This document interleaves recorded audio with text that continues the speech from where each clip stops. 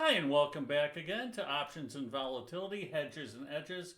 Taking a look today at a vol capture trade idea in Archer Aviation, ACHR, where some big time repeat call buying sets up for a big time vol capture trade with some big time edge, a new dimension in volatility trading. So let's jump in and take a look. First of all, here is one of the scanners that I like to use, the pre-built one on Thinkorswim. You can see ACHR certainly had a vast amount of unusual call buying, to say the least, where thousands of contracts traded in the December, January, April, virtually almost every month and strike out there. Also like to take a look using a different option scanner. Here is one that picked it up on a combined basis. You can see over 250,000 options traded, more than 10 times the average volume.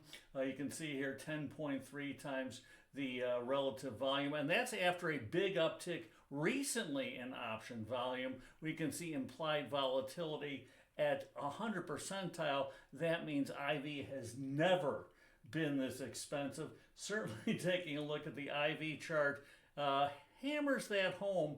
I pulled off the 60-day implied volatility, and you can see here over the past several days, this huge amount of unusual call buying has just driven implied volatility literally off the charts here. You can see that big pickup from even yesterday to today, fueling this to by far the highest level over the past year. Sets up for an option vol capture trade. So let's jump in and take a look. First, I pulled off the option montage going back to Friday, 11/22, and we did see an uptick in implied volatility already, but I just wanted to do basically from one trading day to the next to see how the price action today just exploded through the roof. So you can see the stock closed at $5.78, so just below $6 on Friday. Took a look at the January $8 straddle, selling the call,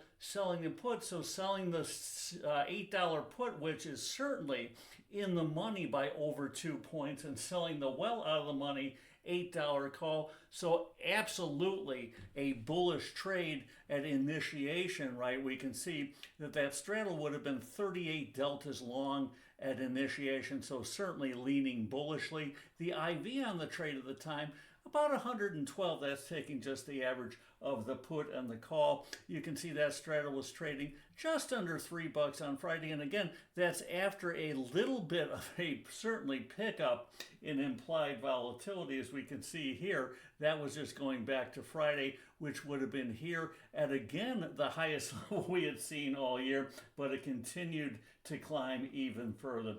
Then take a look today, the November 25th on Monday. You can see the stock closed just under $7.50, so gained $1.70, right, and moving right towards that ideal $8 strike price, right? If you sell the $8 call, sell the $8 put, the $8 straddle, you want the stock to basically go towards $8. It's the reverse of buying the straddle, where you want it to move dramatically away. Selling it, you want it to move towards $8. That certainly happened from Friday's close to today, so you'd expect to make money by selling that straddle Friday compared to today. But lo and behold, the straddle actually went up in price by a nickel. Why? Because you saw this huge increase in implied volatility, as we said here. This huge jump in implied volatility caused that straddle price to actually get a little more expensive, even with the stock moving towards the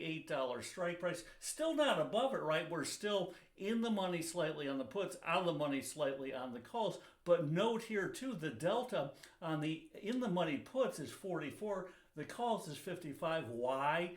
The big pickup in implied volatility, right, also causes what's called the upward drift, right, to increase dramatically. So call prices tend to have a higher delta than corresponding put prices, especially on lower price stocks that have a zero boundary. Hence, kind of an obtuse sort of delta on this particular trade. Regardless, that straddle increased even with the stock moving towards the ideal price. Why? Because of this massive call buying. You can see tens of thousands of options trading across the board, just even in the January contract. Why was that?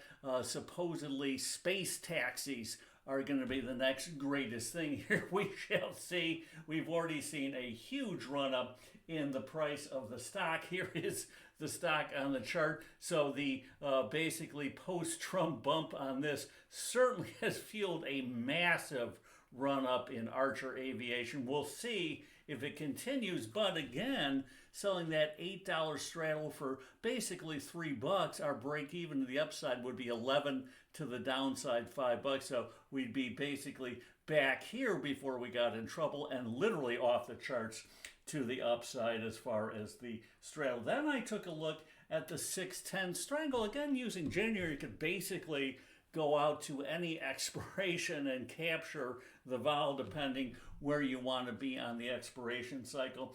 But here it was again on Friday's close, the stock at 568, selling the June 6 put and the 10 call, right, would have netted somewhere right around $1.20 net credit, right? So selling the put basically, which was in the money, right, the $6 put, stock closed at 578. That put closed right around $1.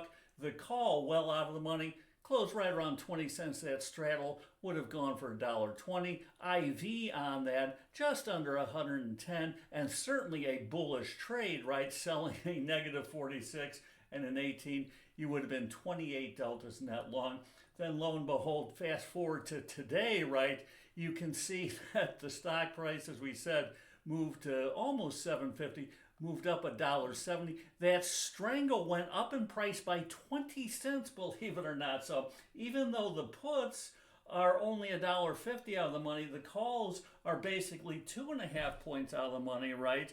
The call delta is 39. The put delta only negative 23. Why?